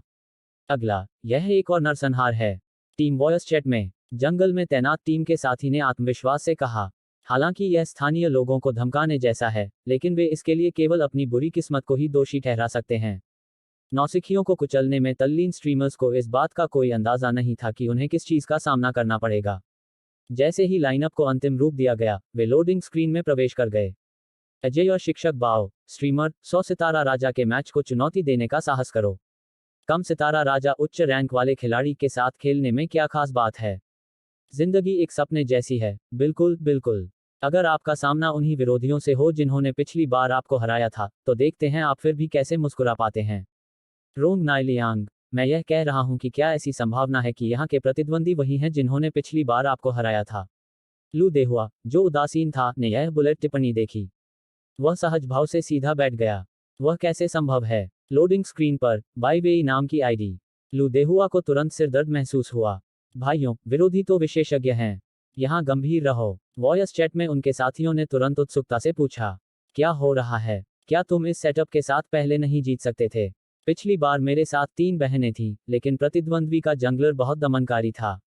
लू देहुआ ने जोर से अपना सिर हिलाया, खुद को शांत करने की कोशिश की और कहा, कोई बात नहीं, हमारे सेटअप में तो पेशेवर खिलाड़ी भी बेकार हैं। अपने साथियों की आत्मविश्वास भरी बातें सुनकर लू देहुआ भी अत्यधिक घबरा गए। राहत की सांस लें। चूंकि स्ट्रीमर्स ने गेम अकाउंट बदल लिए थे, इसलिए ये चेन और अन्य लोगों को यह पता नहीं चला कि उनके प्रतिद्वंद्वी कौन थे। सभी ने चेहरे पर मुस्कान के साथ खेल खेला। लेकिन जब विरोधियों ने असमान लेकिन उच्च स्तरीय खेल दिखाया तो सुमुयू की भौहें तन गईं। हो सकता है कि विरोधी टीम स्मर्फिंग कर रही हो। यह मैच जीतना मुश्किल होगा। सिस्टर मुयू, ये चेन की चालाकी पर भरोसा करो। इस समय जियांग बाईवेई ने उसे प्रोत्साहित किया। यह अच्छी बात थी कि ये चेन ने हानशिन को जंगलर के रूप में चुना, अन्यथा उनके पक्ष के लिए ज्यादा उम्मीद नहीं होती। एक पेशेवर खिलाड़ी के शब्दों में, ये चेन की खेल शैली थी, मुझे सभी संसाधन चाहिए। जीत तय हो गई है। ये चेन ने विरोधियों के हाथों से बैरन को लगातार छीन लिया। उसने ऊपर देखा और सभी से विश्वासपूर्वक कहा, और जियांग बाईवेई और अन्य लोग, जो अपने क्रिस्टल की रक्षा करने में लगे हुए थे, उन्हें भी जीत की आशा दिखाई दी। घबराओ मत, सिर्फ उनका जंगलर ही अच्छा खेल सकता है। चलो सीधे चलते हैं और उनके क्रिस्टल को नष्ट कर देते हैं। स्ट्रीमर्स को पछताने का अधिक समय दिए बिना, उन्होंने अपनी खेल समझ के आधार पर शीघ्रता से उच्च स्तर पर आगे बढ़ने का निर्णय लिया। जैसे ही स्ट्रीमर्स ने आसन जीत का सामना करते हुए उच्च भूमि पर एक हताश हमला किया, स्क्रीन अचानक अपने स्वयं के क्रिस्टल पर जूम हो गया। ये चेन द्वारा नियंत्रित हानशिन, क्रिस्टल के खंडहरों के ऊपर खड़ा था। हे भगवान, यह मेंगलेई है। लू देहुआ उन्मादपूर्ण ढंग से चिल्लाया। अध्याय 78, चेनवेई रैंच तैयार है। लू देहुआ और अन्य लोग, जो खेल हार गए थे, अपने स्टूलों पर चुपचाप बैठे रहे। मैं समझता हूं कि आप पहले क्यों दुर्घटनाग्रस्त हो गए। यह जंगलर बहुत शक्तिशाली है। एक भी चूक ने प्रतिद्वंद्वी को कमजोरी का फायदा उठाने का मौका दे दिया। अगले गेम में हम अपनी सामान्य स्थिति में खेलेंगे, प्रतिद्वंद्वी के पास कोई मौका नहीं होगा। टीम चैट में अपने साथियों के विभिन्न विश्लेषणों को सुनते हुए लू देहुआ ने सिगरेट निकालते हुए शून्य भाव से देखा। उसने बिना किसी हिचकिचाहट के उसे जला दिया। इस समय सुपर एडमिनिस्ट्रेटर द्वारा लाइव स्ट्रीम को तुरंत बंद कर दिया गया। सुपर एडमिनिस्ट्रेटर की सूचना को नजरअंदाज करते हुए वह एक भी शब्द नहीं बोल सका। इस बीच लाइव स्ट्रीम में मौजूद दर्शकों में हड़कंप मच गया। तीसा अदीसा, मुझे पता था कि मुझे अंदेशा था कि स्ट्रीमर क्रैश हो जाएगा, और यह सच हुआ। लेट यू ट्रक, ऊपर जाकर जल्दी से लॉटरी टिकट खरीदो, हो सकता है तुम सचमुच जीत जाओ। सुई फुहुआ बिल्डिंग, मैंने यह दृश्य कुछ दिन पहले देखा था। इस बार स्ट्रीमर पूरी तरह से टूट गया है। उच्च स्कोर निम्न नौकरी नहीं। स्ट्रीमर, यदि आप स्ट्रीमिंग बंद कर देंगे तो हम क्या देखेंगे। लू देहुआ ने चुपचाप अपना फोन रख दिया। उसे ऐसा महसूस हो रहा था जैसे दुनिया की सारी रोशनी चली गई हो। दृश्य बदल जाता है। यह हमने एक और राउंड जीत लिया। सु मुयू ने हाथ उठाकर खुशी जताई। ये चेन ने भी अपनी छाती थपथपाई और एक लंबी आह भरी। बाय वे, मैं बाद में उपकरणों की जांच करने के लिए खेत पर जा रहा हूं, आप सभी खेलना जारी रख सकते हैं। ये चेन ने धीरे से अपना फोन नीचे रखा और कहा, तो फिर मैं आपके साथ चलूंगा। जितनी जल्दी मैं रेंज को समझ लूंगा उतना ही बेहतर मैं अपना काम शुरू कर पाऊंगा। गु लिंग्यू भी खड़ा हुआ और बोला, मैं अभी उपकरणों की जांच कर रहा हूं। जब वास्तविक परीक्षण का समय आएगा तो हम साथ चलेंगे। ये चेन मुस्कुराया और समझाया। चूंकि कल दोपहर को बास्केटबॉल मैच था, इसलिए उन्होंने अब उस रैंच का निरीक्षण करने जाने का निर्णय लिया जिसे सिस्टम भाई ने स्थापित कर दिया था। उन्हें डर था कि शायद वहां कोई काली तकनीक हो सकती है जिसे आधुनिक विज्ञान द्वारा समझाया नहीं जा सकता। यही कारण है कि उन्होंने स्थिति की जांच करने के लिए अकेले जाने का फैसला किया। ठीक है, तो ये चेन का स्पष्टीकरण सुनने के बाद जियांग बाइवेई और अन्य लोगों ने आगे जोर नहीं दिया। वे खुशी खुशी अपना खेल खेलते रहे। ये चेन ने खिड़की नीचे करके गाड़ी चलाई। उसे राजधानी शहर की हल्की ठंडी रात का एहसास हो रहा था। मुझे देखना है कि इस प्रणाली की काली तकनीक कितनी उन्नत है। उसने अपनी काली कार मुख्य द्वार के सामने खड़ी कर दी। ये चेन ने अंदर जाने का फैसला किया और हवा में मिश्रित चरागाह घास की खुशबू को सूंघा। कदम दर कदम वह पूरी तरह से अंधेरे उत्पादन संयंत्र की ओर चला गया। जैसे ही ये चेन ने बिजली का स्विच खींचा, दूधिया सफेद रोशनी एक एक करके रोशन हो गई। ये चेन के सामने एक चांदी सफेद उत्पादन लाइन पूरी तरह से प्रकट हुई थी। यह उत्पादन लाइन बहुत उन्नत है ना? ये चेन मशीन की चिकनी सतह को सहलाने से खुद को रोक नहीं सका। उत्पादन लाइन को देखते हुए, इसमें कोई सीम नहीं दिख रही है, तथा इसका नियंत्रण पैनल भी अत्यंत सरल है। यद्यपि यह उनके मन में कल्पना की गई काली तकनीक से कुछ अलग था, लेकिन ऐसा डिजाइन प्राप्त करना जो पहली नज़र में ही सहज महसूस कराता है, वास्तव में सराहनीय था। मुझे देखने दो कि यह मशीन कैसे काम करती है। ये चेन ने नियंत्रण पैनल के सामने रखा कागज का अनुदेश पुस्तिका उठाया। हे भगवान, कुल मिलाकर केवल 5 बटन हैं। यह बहुत संक्षिप्त और स्पष्ट है। ये चेन ने मैनुअल के अनुसार एक एक करके सभी कार्यों की जांच करने के बाद चुपचाप सिस्टम भाई को अंगूठा दिखा दिया। क्योंकि यह उत्पादन लाइन पूरी तरह से संचालित करने योग्य थी, इसमें केवल कच्चा माल जोड़ने का ही मैनुअल कार्य आवश्यक था। ऐसा लगता है कि सिस्टम ब्रो ने इन काली प्रौद्योगिकियों की गोपनीयता पर विचार किया है और वे सभी पूरी तरह से लपेटे गए हैं। ये चेन ने इस उत्पादन लाइन को संतोष के साथ देखा, जो एक रहस्यमय आभा से भरी हुई थी। चूंकि कच्चे माल का पहला बैच अभी तक तैयार नहीं हुआ था, इसलिए प्रायोगिक चरण नहीं चलाया जा सका। तो ये चेन ने बिजली का स्विच नीचे खींच लिया। हल्के कदमों से वह चरागाह के घास रोपण क्षेत्र में पहुंचा।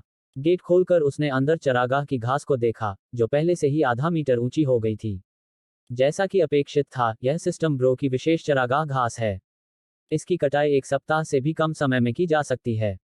ये चेन ने धीरे धीरे चरागाह की घास का एक रसीला डंठल तोड़ा। वह इसे अपने मुंह में डालने के लिए इंतजार नहीं कर सका। चरागाह घास की सुगंध के साथ मिश्रित एक समृद्ध मिठास ये चेन के मुंह में फूट पड़ी। इस चरागाह घास को डेयरी गायों द्वारा खाने की बात तो दूर, यदि मनुष्य भी इसे खा लें तो इसे उच्च गुणवत्ता वाला स्तन दूध प्राप्त हो सकता है। सिस्टम ब्रो की क्षमताओं के बारे में ये चेन का पूर्व निर्णय एक बार फिर एक नई ऊंचाई पर पहुंच गया। तो फिर मुझे यह देखने दीजिए कि इन आनुवंशिक रूप से संशोधित डेयरी गायों में क्या भिन्नता है। ये चेन, जो पहले से ही अन्य 2 पुरस्कारों से चकित था, उत्सुकता से गौशाला में गया। शेड में दुधारू गायों को देखकर उनका पहले का दुबला शरीर पूरी तरह बदल गया था। अब डेयरी गायों की मांसपेशियां मजबूत हो गई थीं और उनका फर चमक रहा था। ये चेन ने पास में पड़े दूध दुहने के औजार उठाए और बड़ी दिलचस्पी से एक बाल्टी ताज़ा दूध निकाला। मुंह जैसे ही दूध निचोड़ा गया, डेयरी गाय तुरंत संतुष्ट होकर रंभाने लगी और एक और नम्रतापूर्वक खड़ी हो गई। तुम सचमुच अच्छी गाय हो। कल तुम्हें चरागाह की ताज़ी घास खाने को मिलेगी। ये चेन ने डेयरी गाय के सिर पर हाथ फेरा, फिर ताज़ा दूध एक कप में डाला। ध्यान से एक घूंट लेने के बाद, सिस्टम कमाल का है भाई। इस ताज़ा दूध में जरा भी मछली जैसी गंध नहीं है, और इसमें चरागाह की घास की हल्की सुगंध भी है। ये चेन ने शुरू में सोचा था कि ताजे दूध में अभी भी मछली जैसी गंध होगी। सिस्टम ब्रो द्वारा संशोधित डेयरी गायों ने एक बार फिर उनके विश्व दृष्टिकोण को पलट दिया। आपके लिए यह बहुत कठिन रहा है। 3 दिनों से न तो कुछ खाया है और न ही दूध निकाला है। ये चेन ने आह भरते हुए डेयरी गाय के सिर पर हाथ फेरते हुए कहा। सौभाग्य से, सिस्टम भाई ने जो कुछ भी किया वह बहुत ही गुप्त था, अन्यथा मुझे नहीं पता होता कि मैं यह सब दूसरों को कैसे समझाऊं। ये चेन ने अपनी नाक रगड़ी और राहत के साथ कहा। बचे हुए ताजे दूध को पैक करने के बाद, ये चेन घर के लिए रवाना हुआ। रैंच के लिए सभी तैयारी का काम पूरा हो गया था, अब बच्चों के विशेष दूध पाउडर का ध्यान रखा गया था। बाय वे, मैं वापस आ गया हूँ। ये चेन विला में वापस आया और लिविंग रूम में अभी भी खेल खेल रहे सभी लोगों से कहा, जियो ये आपके नेतृत्व के बिना हम जीत नहीं सकते। सु मुयू ने शोकाकुल चेहरे से कहा, बहन मुयू, खेलों में जीतना और हारना सामान्य बात है। इसकी चिंता मत करो। ये चेन ने तुरंत मुस्कुराते हुए उसे सांत्वना देते हुए कहा, बाय वे, मैंने थोड़ा ताज़ा दूध निकाला है। मैं तुम्हारे लिए थोड़ी चीनी मिला दूंगी। ये चेन ने वापस लाए गए पैकेट वाले दूध की ओर इशारा करते हुए कहा, जियो ये, तुम बहुत विचारशील हो। खेत का निरीक्षण करने के बाद तुम्हें बाई वेई के लिए दूध लाना भी याद रहा। सु मुयू और अन्य लोगों ने तुरंत जियांग बाई वेई को ईर्ष्या से देखा और कहा, बहन मुयू, अगर आप इसे साथ में पीना चाहती हैं तो कह दीजिए। क्या मैं आपके छोटे छोटे विचार नहीं जानता? जियांग बाईवेई ने यह सुनकर उसे नजरें घुमाते हुए कहा, मैंने ज्यादा दूध नहीं निकाला, इसलिए चलो हम सब मिलकर इसे बांट लें। फिर ये चेन रसोई में गया, एक साधारण मिश्रण बनाया और उसे सबके सामने लाया। तो फिर मैं शर्मिंदा नहीं होऊंगा। गु लिंग्यू ने सबसे पहले कप उठाया और एक ही घूंट में पूरा पी लिया।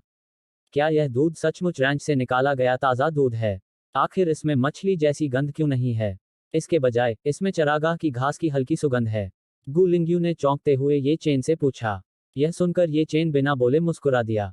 गु लिंग्यू की बातों से सभी की जिज्ञासा जागृत हो गई, इसलिए उन सब ने अपने हाथों में लिया हुआ दूध पी लिया। यह सचमुच है, यह अब तक का सबसे अच्छा दूध है जो मैंने चखा है। सु मुयू ने आनंदपूर्वक अपने कप की ओर देखते हुए कहा, ममम, यह सचमुच स्वादिष्ट है, लेकिन क्या यह सचमुच हमारे खेत से ताज़ा दूध है?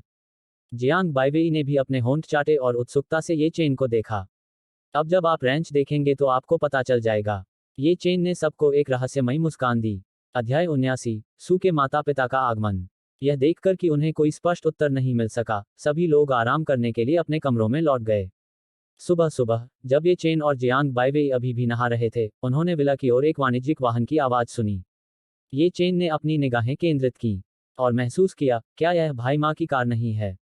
तो जियांग बाईवेई और उसकी संयुक्त निगाह के तहत चेहरे पर मुस्कान लिए मा चेंगे एक मध्यम आयु वर्ग के जोड़े को वाणिज्यिक वाहन से बाहर निकालते हुए देखे गए। दोनों को तुरंत समझ आ गया और वे जल्दी से नीचे की ओर भागे। इस समय सुमुयू पहले से ही आंगन में इंतजार कर रहा था। पिताजी, माँ, आप यात्रा से थक गए होंगे। सु मुयू ने माँ चेंगे के साथ एक नज़र का आदान प्रदान किया, फिर जल्दी से उनके पास गया। बच्ची, इतनी बड़ी बात तो तूने हमें बताई ही नहीं। पिता सु ने परेशान होकर सु मुयू से कहा, मैं बस यह नहीं चाहता था कि आप चिंता करें। पिताजी, माँ, मैं माँ चेंगे हूँ, बच्चों का पिता। सु मुयू ने अपनी जीभ बाहर निकाली। उसने जल्दी से माँ चेंगे का हाथ पकड़ा और उनका परिचय कराया। हम रास्ते में मिले और यह अच्छी बात है कि जियाओ माँ एक दयालु व्यक्ति हैं। अन्यथा आपके साथ धोखा हो सकता था और आपको इसका पता भी नहीं चलता।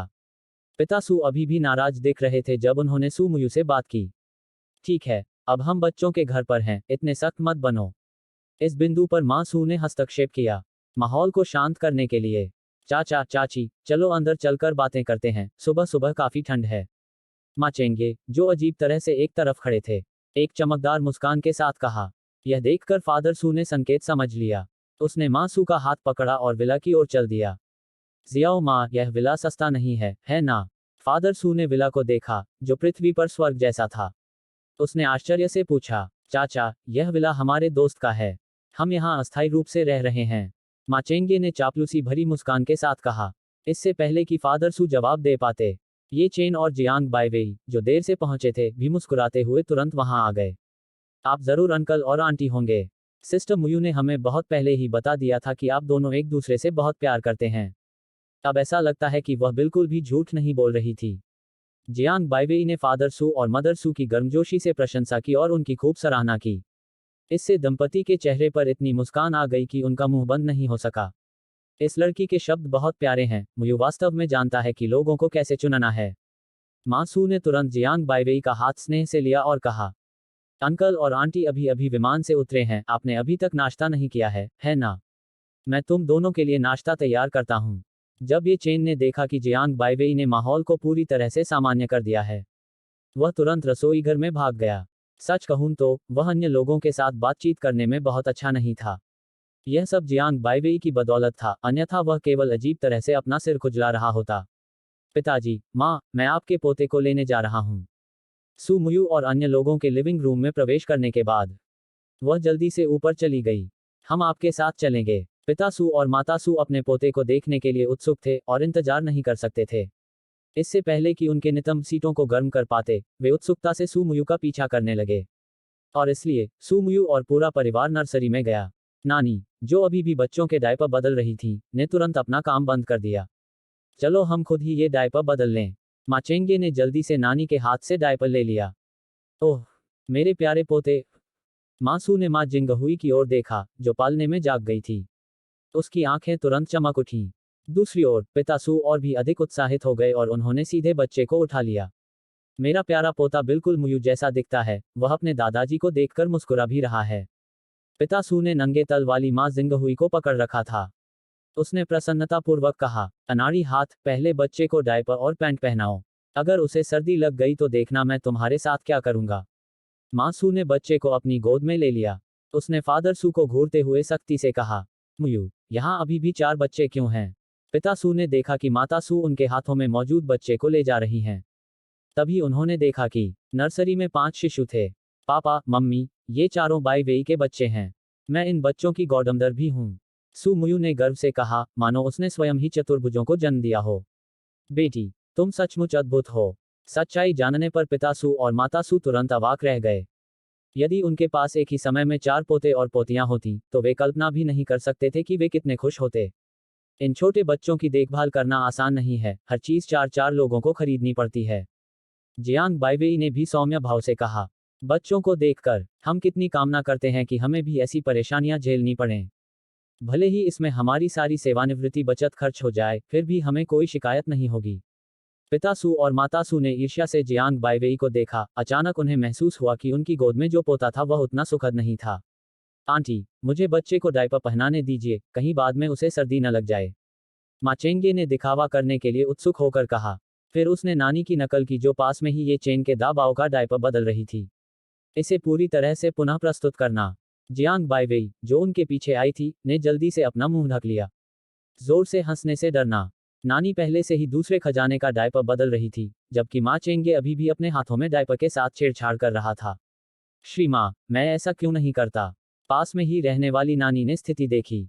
उसने सुविधाजनक ढंग से बच्चे को उठाया, जल्दी से कपड़े बदले और सावधानीपूर्वक उसे कपड़े पहनाए।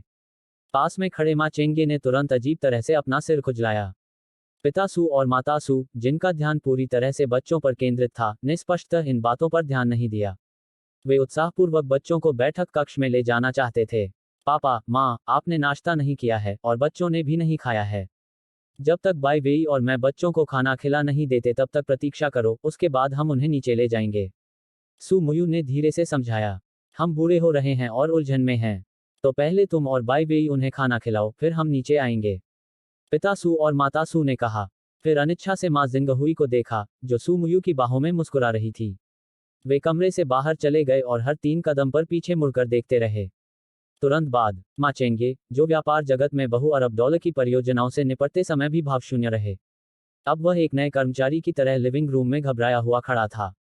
नाश्ता आ गया है। सौभाग्य से इस समय ये चेन ने एक डाइनिंग कार्ट को लिविंग रूम में धकेल दिया और माँ चेंगे ने तुरंत उसे आभारी आंखों से देखा। ये चेन ने बस उस पर हाथ हिलाया और आंगन की ओर चल दिया। जैसा कि कहावत है, हाथ हिलाना मना करना नहीं है, बल्कि भाइयों के बीच बहुत अधिक शब्दों की आवश्यकता नहीं है। व्यंग्यपूर्ण मुस्कान। पापा, माँ, खाने का समय हो गया है।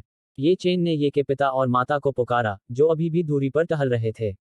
यह बिल्कुल वैसा ही था जैसे जब वह छोटा था तो वे उसे घर बुलाते थे। आ रहा। जब ये के पिता और माता बैठक कक्ष में लौटे तो उन्होंने देखा कि 2 अधेड़ उम्र के लोग सोफे पर ठीक से बैठे हुए हैं। तभी उन्होंने देखा कि माँ चेंगे पास में ही बड़े ध्यान से कटोरे और चॉपस्टिक बांट रही हैं। वे तुरंत समझ गए, आप भाई सू मुयू के पिता होंगे। मैं जियो चेन का पिता हूँ। प्रसन्नचित फादर ये मुस्कुराते हुए आगे बढ़े और फादर सू से गर्मजोशी से हाथ मिलाया। चारों बुजुर्ग, जिनकी उम्र लगभग एक जैसी थी, जल्दी ही बातचीत करने लगे। भाई सू, मैं सचमुच तुमसे ईर्ष्या करता हूँ। आपके बेटे का करियर सफल है और आपके 4 प्यारे पोते और पोतियां हैं। पिता सू ने अपनी जांघ पर थपथपाया और ईर्ष्या से कहा, भाई सू, मुयू और माँ चेंगे के नाम का कुछ हिस्सा स्नेहपूर्वक इस्तेमाल किया जाना भी बुरा नहीं है। हम सभी अपने बच्चों और पोते पोतियों से धन्य हैं। पिता ये ने प्रसन्नतापूर्वक कहा। इस समय अंततः पूर्ण हो चुके बच्चों को भी जियांग बाइवेई और अन्य लोगों द्वारा नीचे ले जाया गया। चारों बुजुर्ग सीढ़ियों पर ऐसे खड़े थे मानो उन्होंने नंबर ले लिया हो और लाइन में खड़े होकर इंतजार कर रहे हों। अध्याय 80 चेनवेई रैंच परीक्षण ऑपरेशन। किताबों की अलमारी की तलाश। सावधान रहो, बच्चे पहले से ही तुम्हें देख रहे हैं। मासू, जो बच्चों को गोद में नहीं ले पाई थी, किनारे से उपदेश दे रही थी। यह सुनकर सू मुयू हंस पड़ी। यह अंतर पीढ़ी का स्नेह बहुत गहरा था, है ना? भाई चेन, चलो पहले यह नाश्ता खा लें। फादर ये, जो चौथे खजाने को संतोषपूर्वक पकड़े हुए थे, ने जल्दी से सभी को बैठने के लिए बुलाया। पिता सू ने भी एक पल के लिए बच्चों को नीचे रखने से इनकार कर दिया और ये चेन द्वारा बनाए गए नूडल्स का स्वाद लेना शुरू कर दिया। ये नूडल्स बहुत चबाने लायक हैं और इनका स्वाद भी बहुत अच्छा है। एक निवाला खाने के बाद फादर सू ने नूडल्स के कटोरे की अंतहीन प्रशंसा की। हर कोई ये चेन के खाना पकाने के कौशल को जानता था और उत्सुकता से नाश्ता खाने लगा। इसी समय गु लिंगयू और चेन होंग भी नीचे आ गए। लिंगयू, बाद में हम उपकरण के उपयोग और सावधानियों पर चर्चा करने के लिए खेत पर जाएंगे। ये चेन ने जल्दी से अपने नूडल्स खत्म कर दिए। उसने ऊपर देखा और गु लिंगयू से कहा, कोई बात नहीं, मुझे भी जल्द से जल्द रैंच से परिचित होना है। ये कुछ योजनाएं हैं जो मैंने पिछले कुछ दिनों में विकसित की हैं, जिनमें कुछ ऑनलाइन प्रबंधन मामले भी शामिल हैं। गु लिंगयू, एक पेशेवर सूट पहने हुए, पास में रखे एक फाइल बैग से दस्तावेजों का एक मोटा ढेर निकाला और उन्हें ये चेन को देते हुए कहा, पहले हम आपकी योजना पर काम करेंगे और यदि कोई समस्या होगी तो हम समय रहते उसे ठीक कर लेंगे। ये चेन ने एक त्वरित नजर डालने के बाद कहा, चाचा और चाची, हमें आज सुबह थोड़ी देर के लिए छुट्टी लेनी पड़ेगी। ये चेन ने पिता सू और माता सू की ओर क्षमा प्रार्थी दृष्टि से कहा, कोई बात नहीं, हम आपके यहाँ आकर आपको परेशान करने के लिए पहले से ही बहुत खेद व्यक्त करते हैं। पिता सू ने जल्दी से अपना हाथ हिलाया और कहा, तो फिर चलो खेत की ओर चलें। सू मुयू और अन्य लोग पिता सू और माता सू के साथ विला में रुके। वे नहीं आए। ये चेन ने नानी वैन चलाई और बच्चों को नानी को सौंप दिया। वह पूरे परिवार को खेत पर ले गया। थोड़ी देर में ये चेन ने स्थिर होकर रैंच के मुख्य द्वार के सामने गाड़ी खड़ी कर दी। रैंच टीम, जो लंबे समय से इंतजार कर रही थी, जल्दी से आ गई। ऐसा लगता है कि पिछले कुछ दिनों में सभी ने बहुत अच्छी तरह आराम किया है। ये चेन ने एक एक करके चमकती टीम के सदस्यों को देखा। उसने चिढ़ाते हुए कहा, यह सब बॉस के अच्छे लाभों के कारण है कि हम अधिक प्रेरित हैं। बहुत ही मिलनसार टीम लीडर ने मुस्कुराते हुए जवाब दिया, मैं तुम्हें तुम्हारा भावी कार्यस्थल दिखाता हूँ। ये चेन ने चाबी ली और धीरे से रैंच का गेट खोला। वह सबसे पहले उत्पादन कार्यशाला के प्रवेश द्वार पर पहुंचे और जैसे ही गेट खुला, सभी की आंखों के सामने चमचमाती सफेद उत्पादन लाइनों का एक पूरा सेट प्रकट हुआ। बहुत खूब, यह सबसे सुंदर उत्पादन लाइन है जो मैंने कभी देखी है, स्वच्छ और स्वास्थ्यकर। यह उत्पादन लाइन बहुत उन्नत दिखती है। कर्मचारियों की चीखें सुनकर ये चेन ने धीरे से सर्किट ब्रेकर खींच लिया। पास में खड़े जियांग बाइवेई ने भी स्तब्ध भाव से उत्पादन कार्यशाला को देखा। ये चेन, यह उत्पादन लाइन बहुत उच्च अंत है ना? सावधानीपूर्वक अवलोकन के बाद जियांग बाइवेई ने पाया कि केवल एक कन्वेयर बेल्ट में मैनुअल वर्कस्टेशन था, जबकि बाकी सभी स्वचालित असेंबली लाइनें थीं। यह इस उत्पादन लाइन की तकनीकी सामग्री को दिखाने के लिए पर्याप्त था।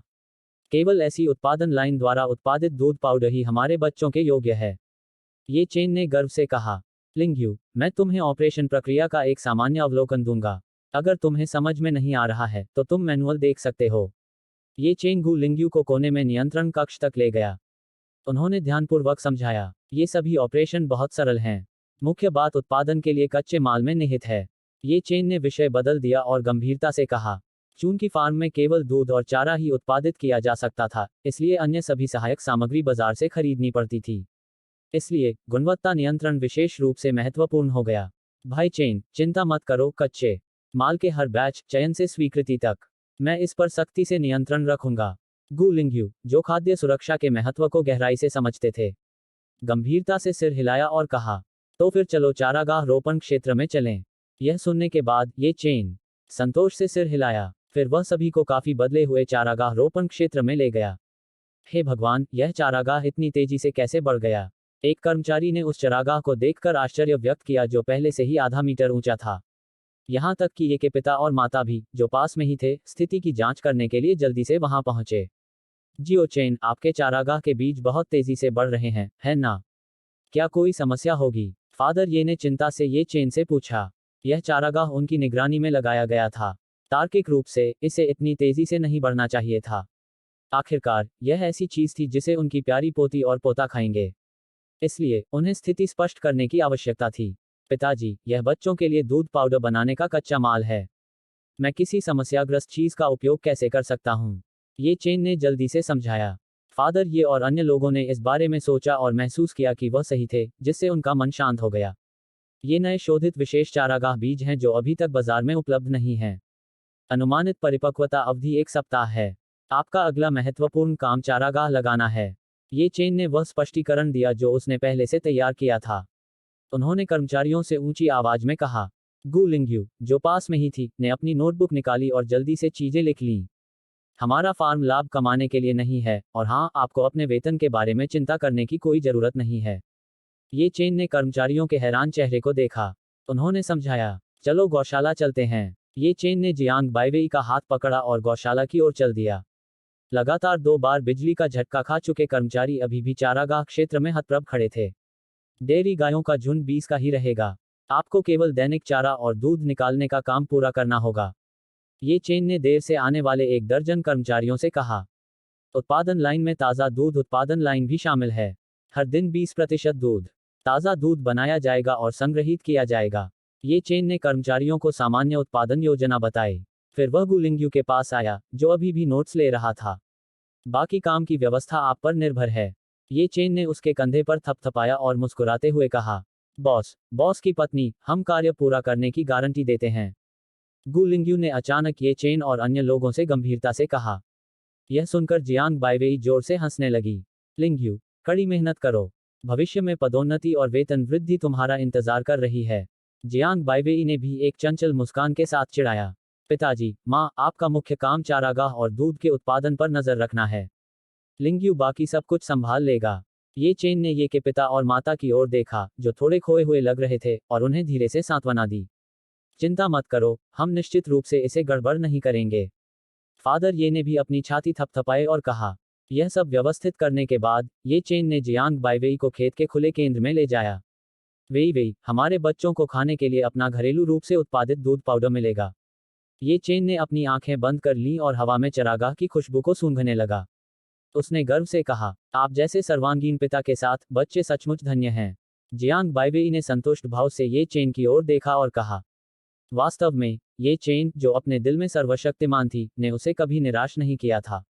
वेई, आज दोपहर को मेरा कैपिटल यूनिवर्सिटी के खिलाफ मैच है।